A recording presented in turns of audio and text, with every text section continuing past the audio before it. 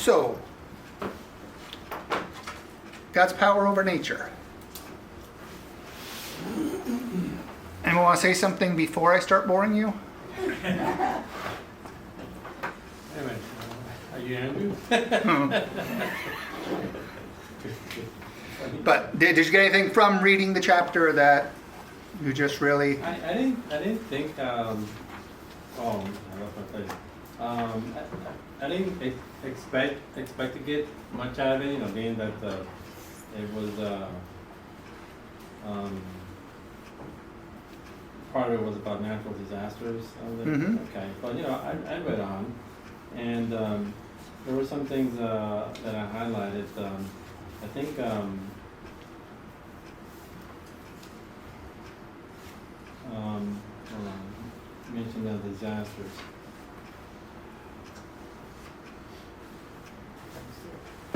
Yeah, whether the weather merely disrupts my plans or destroys my home, I need to learn to see God's sovereign and loving hand controlling it. That's on page 89. Mm-hmm.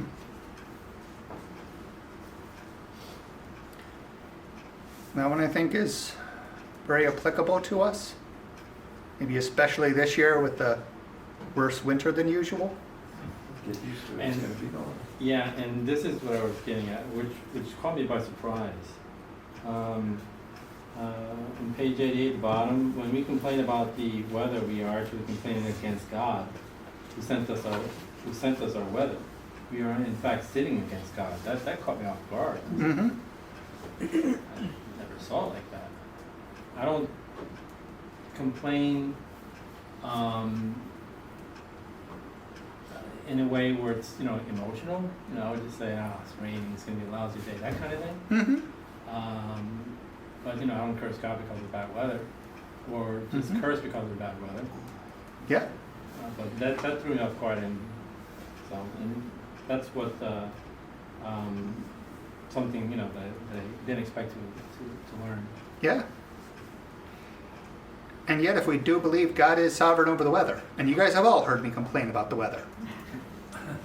But if... That's because it's your wife that's praying for snow. That's my fault. But guys, if we do believe God gave us this weather, which we all kind of said we do, then is not complaining about the weather an awful lot like Mom cooks dinner, and I sit down and say, ugh, beans? Yeah. I hate beans. We have so many beans this year. Can you believe how many? Is God not a person? Did he not create our weather for us? Is he not listening when we talk? It's a lot like the Israelites in the wilderness complaining about manna. Yeah, and like we see through our Bible reading as we're reading through the Exodus that God didn't care that Israel complained, right? He just said, oh yeah, they're just complaining, it's fine. It sounds worse when Israel does it. Yeah. Weren't there enough graves in Egypt? And yet, you've heard me complain about the snow.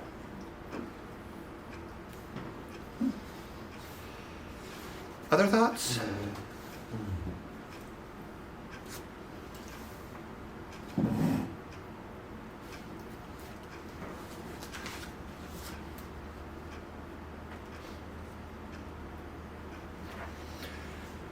I guess taking advantage of my own thing, this does talk about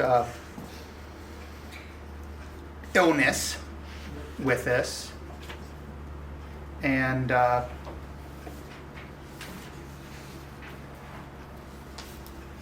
does God sometimes use illness as a punishment? Yeah. Yes. Does God always use illness as a punishment? No. Does God actually sometimes use illness as a reward for being good? Like Job. I mean, ultimately Job got sick and had those boils because God was saying, have you considered my servant Job?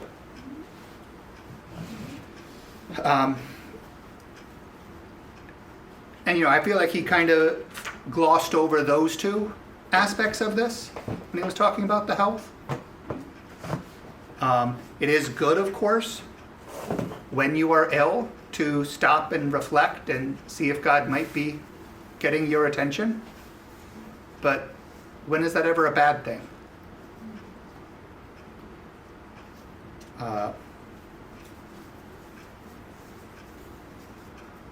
Other thoughts on this?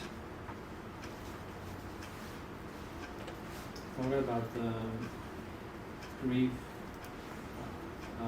Page 95 in the middle. God does not willingly bring affliction or grief to us. He does not delight in causing us to experience pain or heartache. He always has a purpose for the grief he brings and allows to come into our lives. Most often we do not know what the purpose is, but it is enough to know that His infinite wisdom and perfect love has determined that the particular sorrow is best for us. I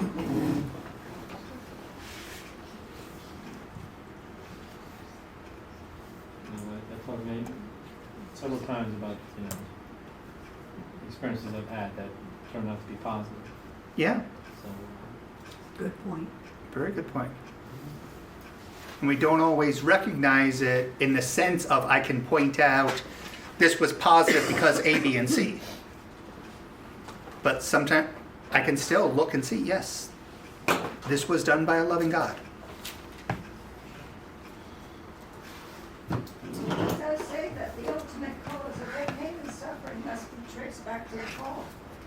Mm-hmm.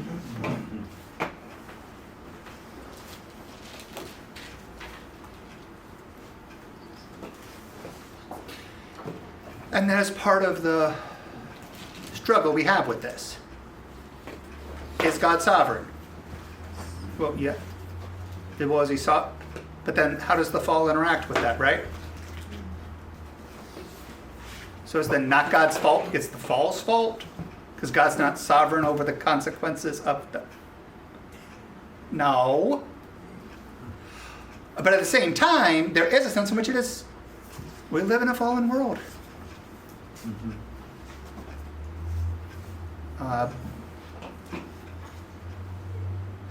The one Jesus answered specifically, the tower. What did he say about that? It's not that those people were more wicked than everyone else. But at the same time, was God sovereign over when exactly the tower did fall? Yeah. And even when we can't, and we sometimes, in our circles of theology, we love our little charts, we love our diagrams. And even when we can't make a nice, neat chart of, okay, this is the fault, and this is how the... What do we still do? It's the title of the book, hint. We still trust God. And I think the phrase is overused, but even when you can't see the hand of God, you trust the heart of God. Why is it overused? Because it's good.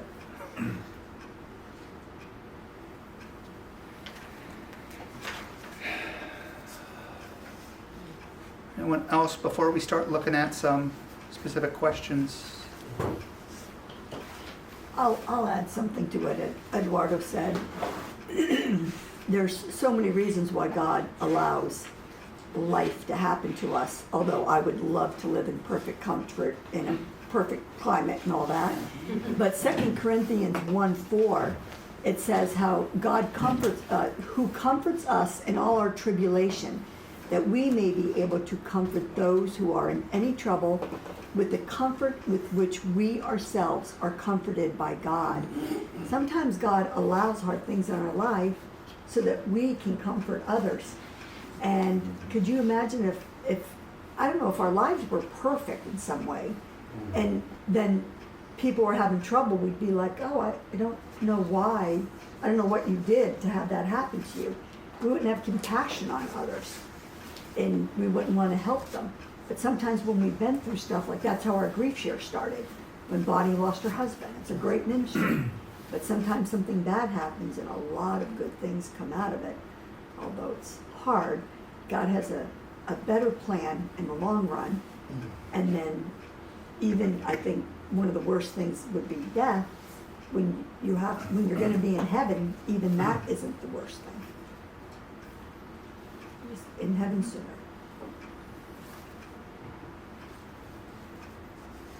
Yeah. Also like verse 9 of that same chapter, just the end when it says, not to trust in ourselves, but in God. And he adds, who raises the dead. I guess we can trust him.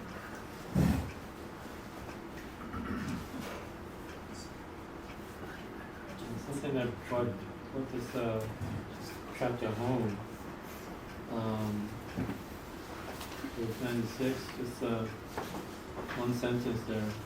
Our trust in God must be based not on someone else's experience, but upon what God has told us about himself and his word. That sort of brings it home.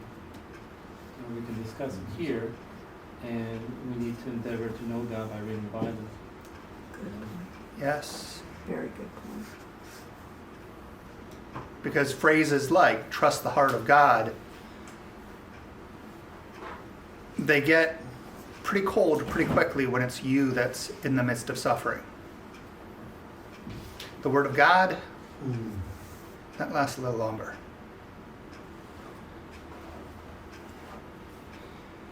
Andrew, you're on your laptop. Can I get you to do Exodus 4:11 for me? Then let's bully the other Andrew.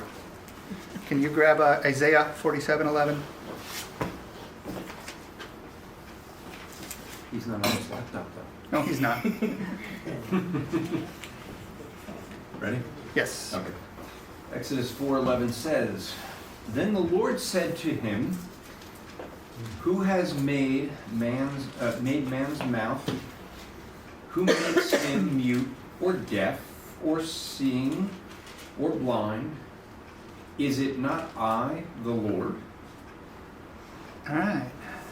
Andrew, Isaiah 45:7. Oh, 45. I may have said the wrong number. That happens. 45:7. I form light and create darkness. I make well-being and create calamity. I am the Lord who does all these things. What's God claiming credit for in those verses? Someone that is not named Andrew.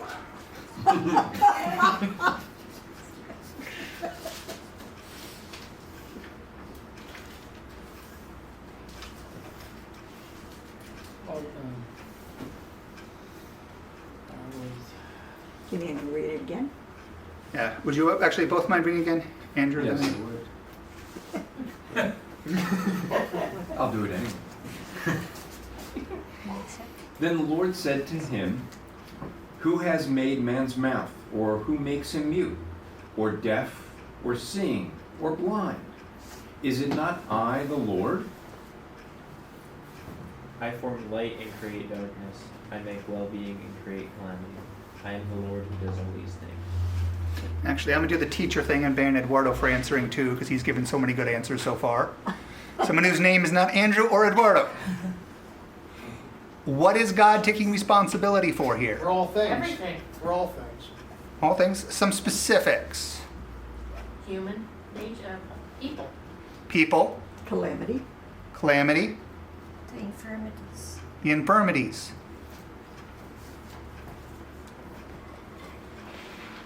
The disabilities we have. Putting it maybe in more contemporary terms, for ADD. I was going to rephrase it, but let's just go with the book's wording. What are some possible responses to that? Not necessarily your response, some possible responses. If God has made these physical maladies, God has made disaster.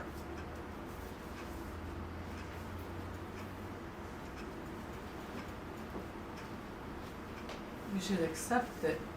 Okay, accept it. This is from God. I'm going to overuse it, but, I just the metaphor that keeps coming to my mind is mom's cooking. Nothing wrong with your cooking, by the way. Honestly, it is consistently good. And we have a pretty good track record of telling her it is, because it's the truth. If she does have a bad day, should we be quite so energetic with sharing the truth? Why? Because we don't want to hurt her feelings is some variation of the answer, right? Because you want to eat again. Because you don't want to be poisoned. Does God have feelings? That's where we got them from. Does God respond to his feelings? But his feelings aren't sinful. Like ours. Yes, but has God said, you want meat? You're going to have meat till you puke it. And then people died of it. Did that happen? Is it the same God today? No, yes. Are we under a different dispensation? Yeah. Is it the same person? Does he change? So yeah, one response, the response we should have is accepting it, or a response we should have. What's another response, good or bad? Don't even have to tell me which one it is, although you're welcome to. Well, it helps you to empathize and sympathize with others that have the same thing. Okay, so we know that God made this, therefore we have more empathy with other people that have the same thing. I'm sure I'm the only one, but sometimes, even though I know all this, I am disappointed. I am frustrated because sorry. even though God knows what's best, I have suggestions. And they're very good suggestions. And I don't like the calamity and the infirmities. And I know that they're part of a sinful, fallen world, and I know they're for my good and for others' good, but it's hard when I go through them.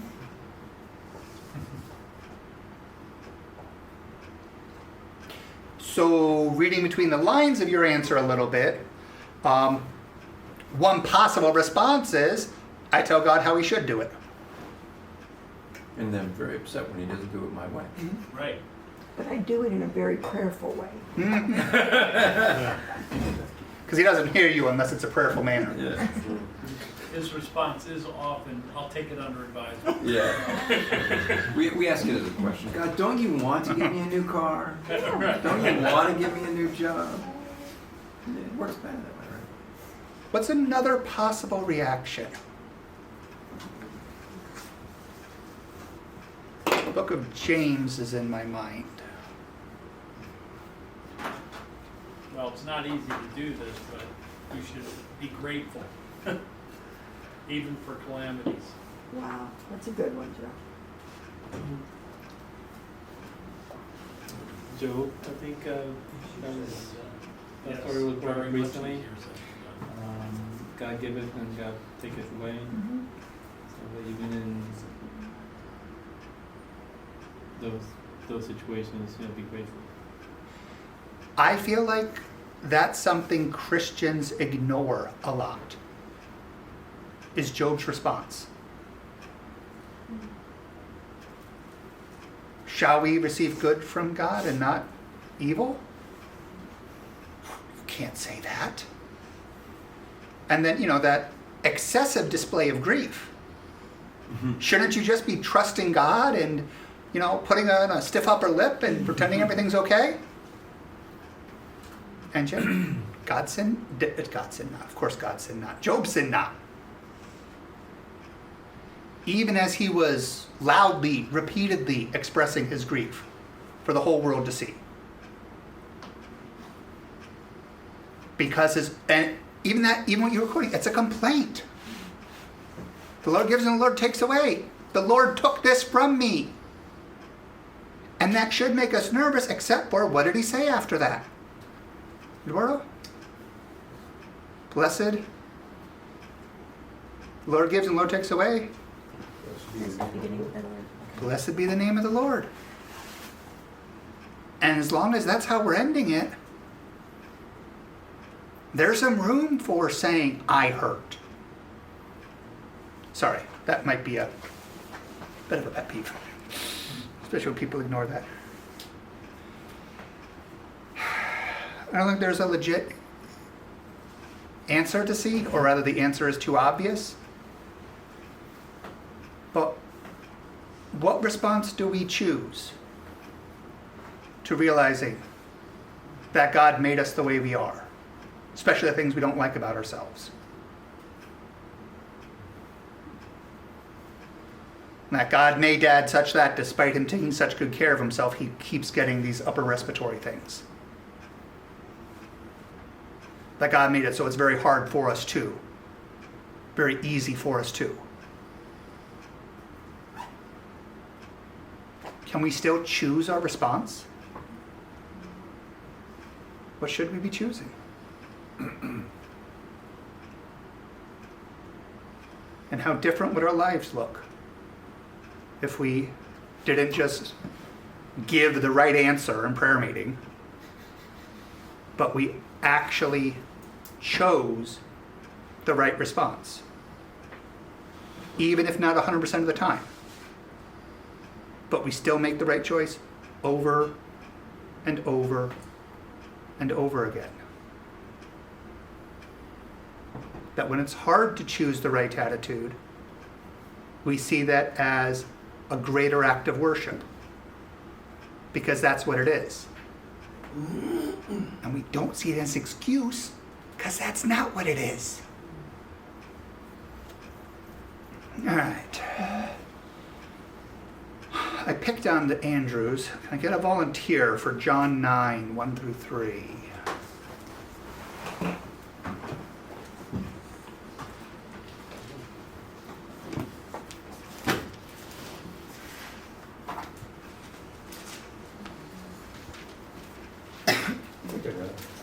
All right.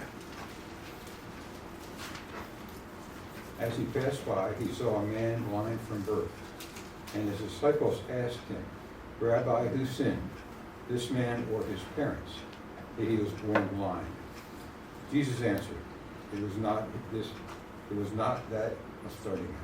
answered, it was not that this man sinned or his parents, but that the works of God might be displayed in him. Now, I'm sure a Greek scholar could tell us why that sentence is so awkward in English. Maybe it was awkward in the original, maybe not. Trying not to use any of the words from that. Could we put that in our own words? How would we Glory say of that? God. The whole thing was for the glory of God. It had nothing to do with whether or not he sinned or his parents sinned. It was all to the glory of God. God allowed that to happen so he could be glorified through it. Exactly. Very good. Other ways it could be said, sure. But that's a legit summary. Pretty straightforward. Same thing with, I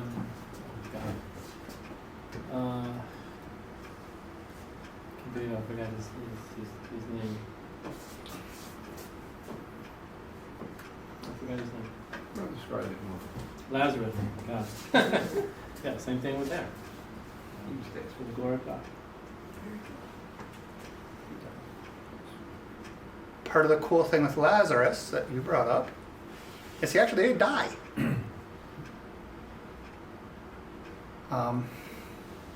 When I taught my students this, one of my favorite illustrations was to pick one of the richer kids in class and, grab their cell phone. Exactly. And that's the reaction I get from them. And I got all their attention now because I got this expensive phone. I'm like, so, if I take a hammer to this. We're worried about the credit cards yet in the back. I take a credit card to this, is that okay? And they're like, no. I have a 30. And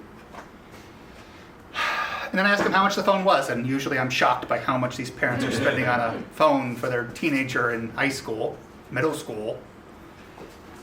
I'm like, so if I were to give you 10 times that after taking a hammer to your phone, would that be okay? The usual answer is yes.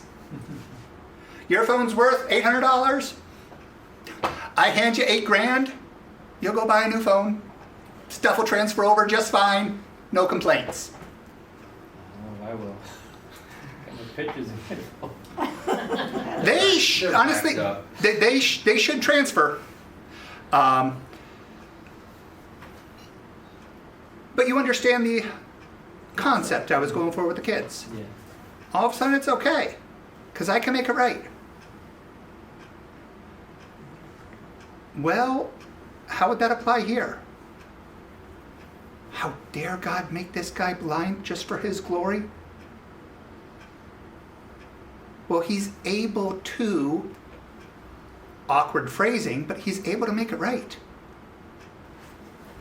Can God compensate that man for being blind, if you want to phrase it that way? And again, I understand the problem of that, but I hope you see where I'm going with that, Yes, right? He can, because eternity is a long time. Eternity's a long time. A very long time. And does God have a lot more power to make it right than I do? Because as part of what Eduardo was saying was, well, if my pictures don't transfer, now we're not good for any amount of money. Well, now I'm not good because I could produce money, I can't produce your pictures. I value my family pictures. Mm-hmm. Yeah. iCloud. I lost them once. Wasn't happening yet. And yet, could God restore your pictures? Of course. But we have a hard time seeing that when we're looking at our neighbor who fell and is having a hard time getting around. We have a hard time seeing that when it's your sister-in-law that's getting her skull cracked open.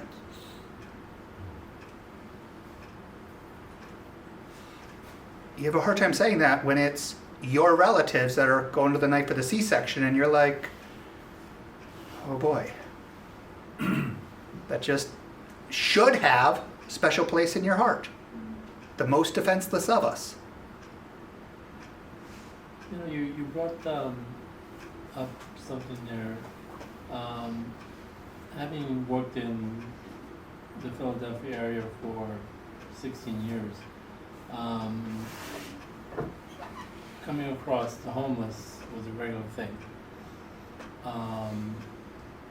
And I always felt bad, not so much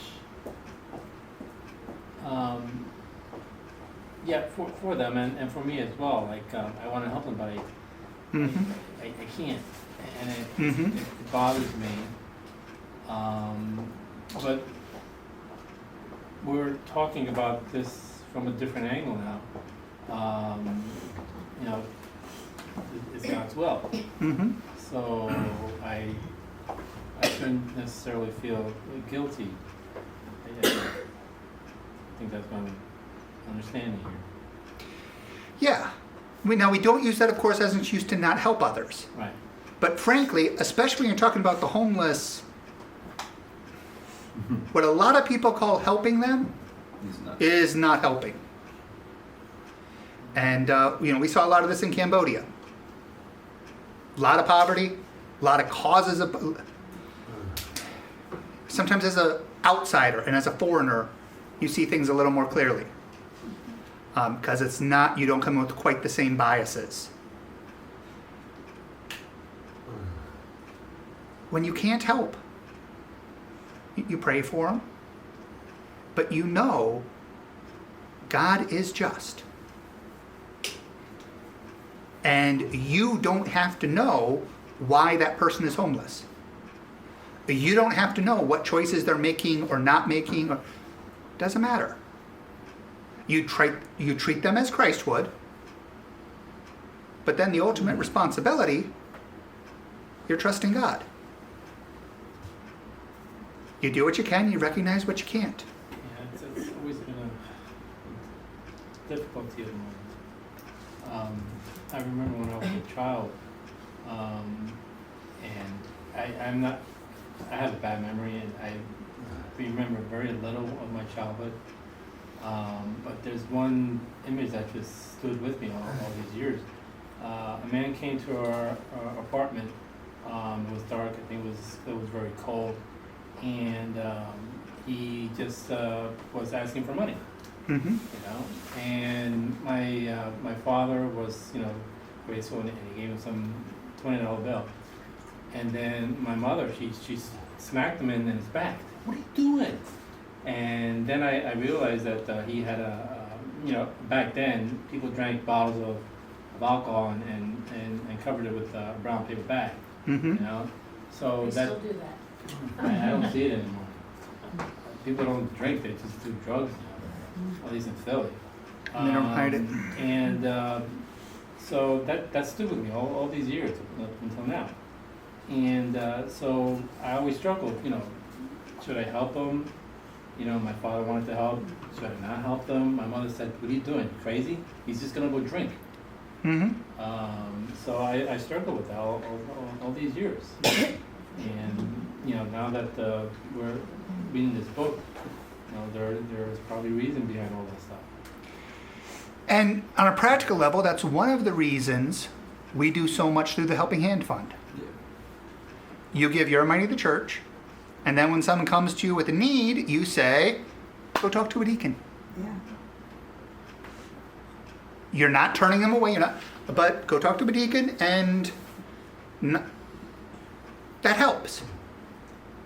The other thing is, though, don't want to make it sound like it's the only thing that matters, but keep your conscience pure. If you're not giving to them, don't not give because you are stingy and you want your money. Mm-hmm. When you choose not to give because in love you sincerely believe this is what is best for them. Because you don't want to be enabling certain things. Honestly, even if you're wrong, keep your conscience. When you do give, don't be giving just to make them go away. Don't be giving because you don't care what they do with it. Be giving because you genuinely, lovingly believe this is what is best for them. And yes, in many circumstances, go talk to someone will explain to you why that's a very narrow thing where just handing cash to someone is the best approach. But if you're going to do it out of a love for God. Do it out of a love for them, not because you feel guilty or... Do we see the difference in those things? I think that's very excuse me. I think that's very compassionate. I think you're in Philly, so you see it. So I think it hits you more, and you have that experience as a child.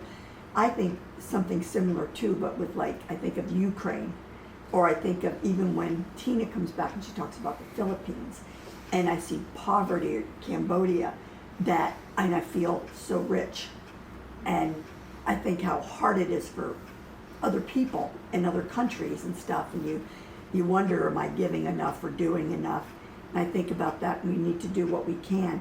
But I also love giving to the church, who the wise deacons will discuss, where the need is. That's nice. The other thing is, I read a book one time, and it said that when we stand before God someday, we're all going to wish our lives were harder, so we could have had greater rewards. So sometimes these people that are struggling now, that we're feeling sorry for, when we're in eternity, if they handled it well, they're going to feel sorry for us. That we had such soft, easy lives, that we didn't have to trust God, that we didn't have to suffer, that our reward was now. And it's just great to have a God that knows exactly what we need and how to reward people, and somehow in the end it's just, and more just than I can imagine. And I suppose I should be hoping Stephanie's not watching this. But It's recording. Stephanie had some pregnancy complications. My nephew Josh is different than his brothers and sister. Is his life worse? Is he a lesser person? Enough of you know him to say no, and even those of you that don't know him, you're still confidently telling me no.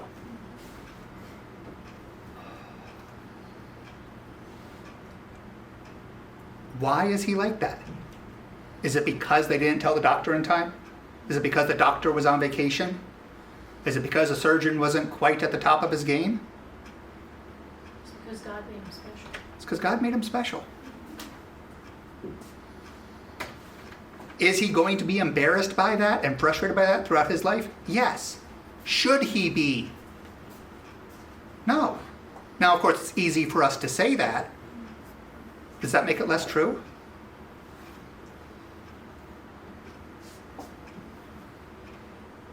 Is this going to be for God's glory? Yeah, and I would say it even has been already, even though he's just a little boy.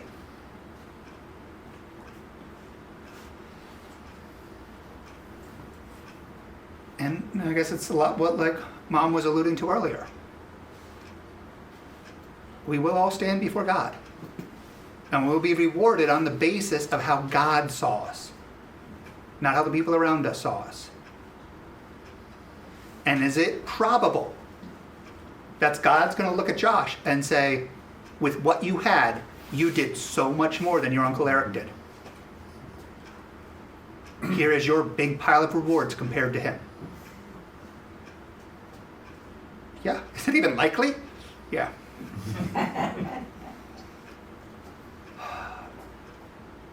Is his life harder now? Well, yeah. But is now what we're living for? I mean, in some ways, we can see these acts of God as having money taken out of our paycheck to go into retirement. Does it hurt now? Yeah. Is it worth it? Sure hope so. But unlike in life on Earth, is God going to make sure we use our retirement funds? Yeah, He is. And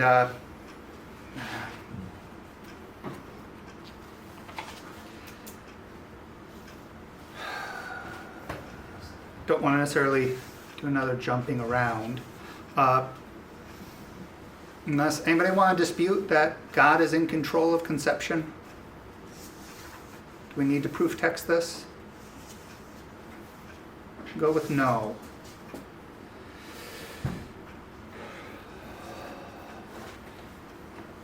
So if God's controlling conception, what does that mean for Tina and I?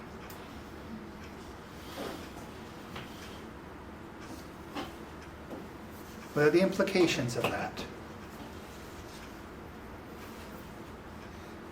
If it's His will for you to have a child, you will. If it's not, you won't. It's Yeah. really that simple. And since we're not, that means that so far God's will has been, No, or not now. yeah, so far God's will has been no kids for you. Maybe he's just waiting till you're 99. Maybe He's waiting until we're 99. You wait until you're 99.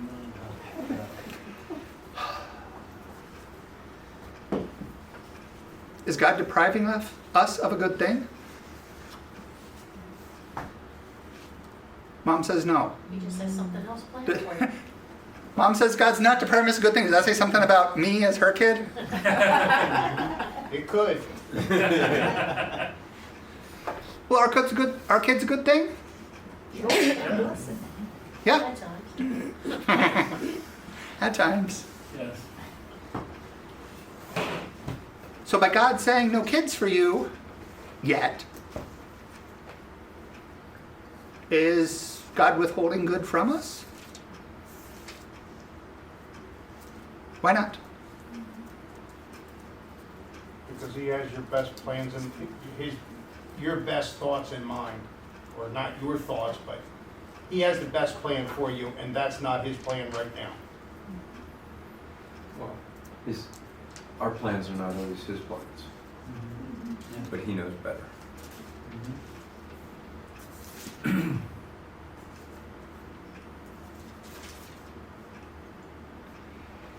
Carmen wanted a girl. We've got 4 boys. Mhm. So God, it was not God's plan for us to have a girl. She desperately wanted one. But she has a granddaughter. And I also suppose I don't know her that well, but I'm gonna still stick my neck out and say she wouldn't trade any of your sons for a daughter now. Maybe when they were first born, She has about but now she wouldn't. Despite what she wanted. Our daughter's a good thing. Yep. Was that a bad thing then that you didn't have one? Carmen didn't like it. She didn't like it. She kept saying, I know it's gonna be a girl this time. I just know it. Mhm. Like, don't do it to yourself. You're setting yourself up for it. And she kept doing it. So, And yet again, now I doubt she'd trade them. those are all of these.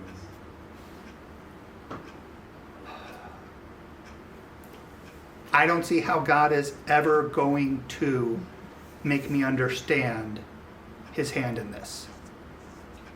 He might. I don't see how. Are you still telling me to trust his heart? Don't you care about my feelings? How can you tell me to trust God's heart in this?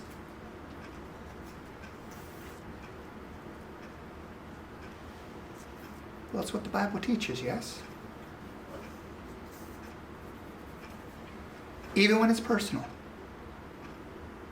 Even when it's hard. The Bible matters more than my feelings. The truth of who God is matters more than how I see it from my little narrow perspective.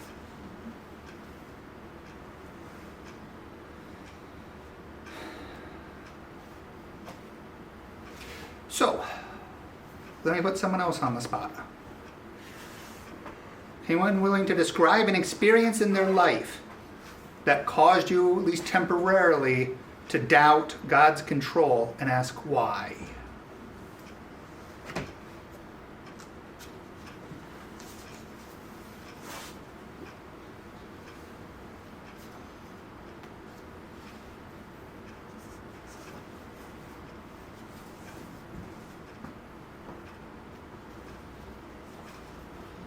I guess a lot of you are thinking of one, you're just not willing to share. It's hard to pick just one. Spoken of. And that's fair. It really is. It's a personal question. But did you feel some pressure to answer it? Did you try to summon the courage to share something? Well, think of that.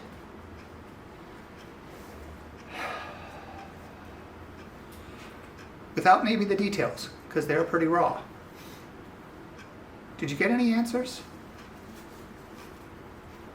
Did you find any resolution, or is this still something that's burning at you?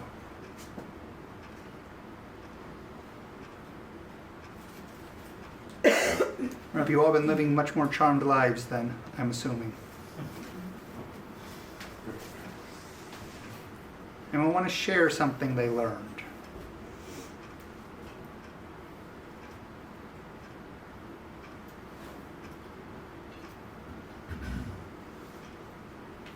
I learned in the end God is good. And any questions I have, I know will be great.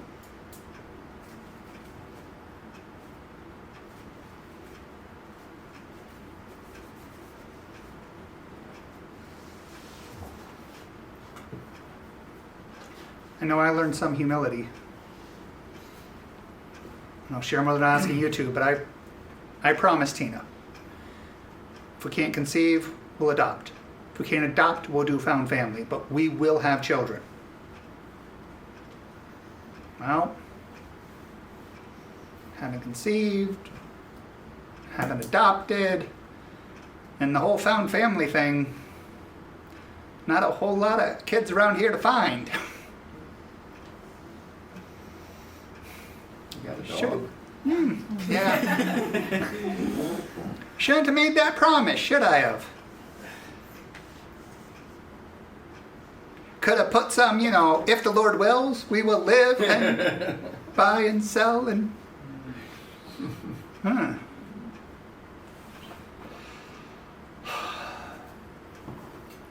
Lesson I'm going to have to learn again, but an important one.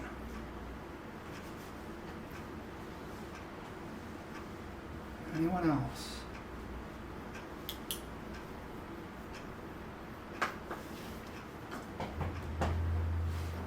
I have a positive story. Okay. Anybody here remember Barnes? Oh, I'm sorry. I worked at Barnes and Noble for I don't know, 3 years or so.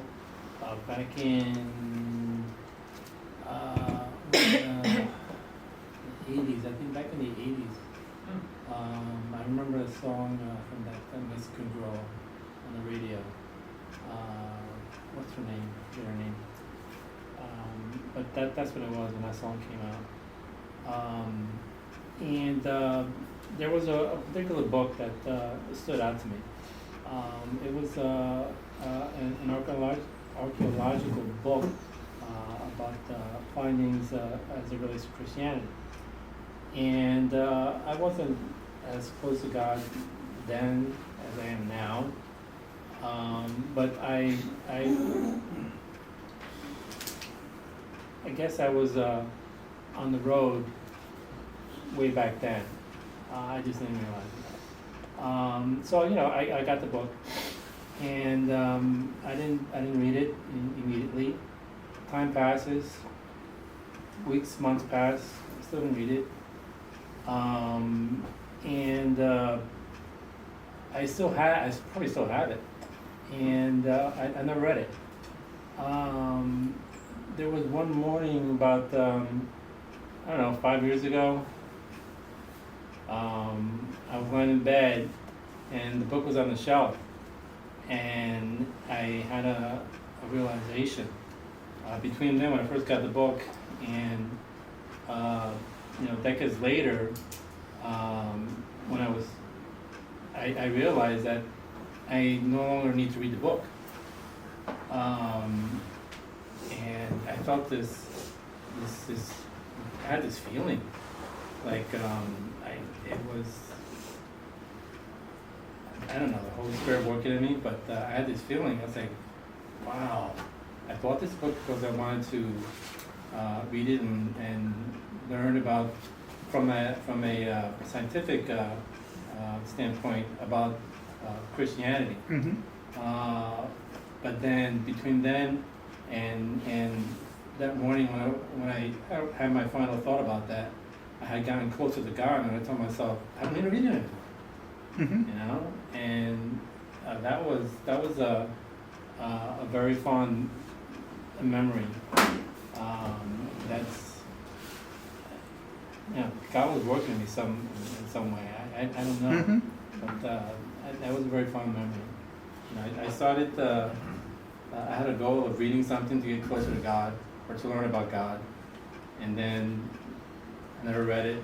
Decades passed, and I realized I didn't really need to read it anymore. Yeah. And I still haven't read it. I still have it. And God often works in paths we don't expect. And, I don't know the book, not asking you, probably a great book. Probably would be beneficial to you to read it. But sometimes the ways we think we're going to grow are not the ways God has us to grow. And we need to ultimately respond to how He is directing and what He has for us at the time. All of that wrapping up. God being in control of nature. God being in control of these natural disasters. God being in control of the weather. How should that change our life?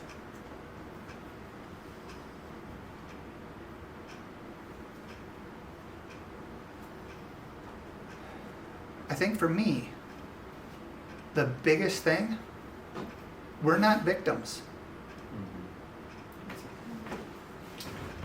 This is not some horrible thing outside of God's control that happened to us and, oh no, whatever shall we do?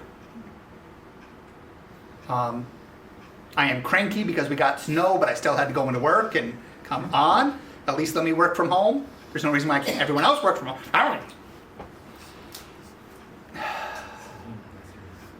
It's just a legislation thing.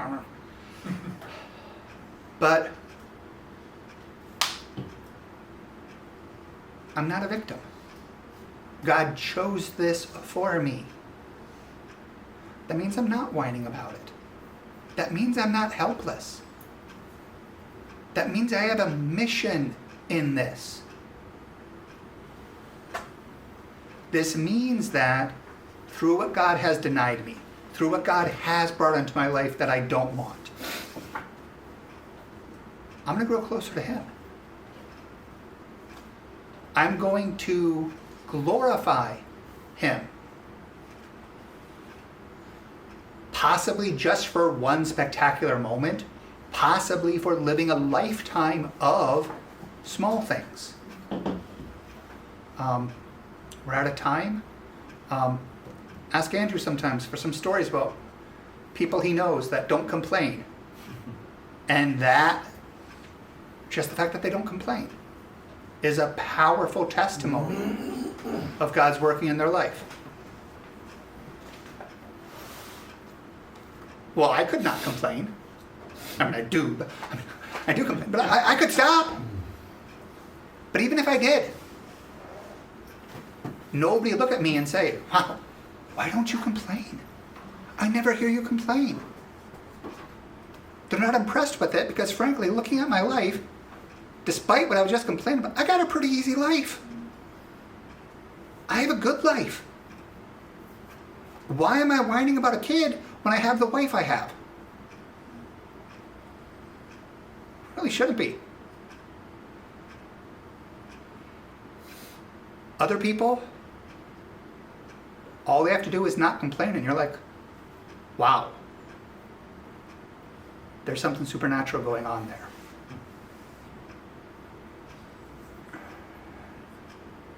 We're not victims. The things that are holding us back are for God's glory. Don't let them hold you back. Maybe they will hold you back from doing this or doing that. And so from the world's perspective, it held you back. But if you're using them to glorify God, then it didn't hold you back. You accomplished the highest calling God has for you. And who cares where that ended up for a career or a legacy or a whatever it is that you're thinking of.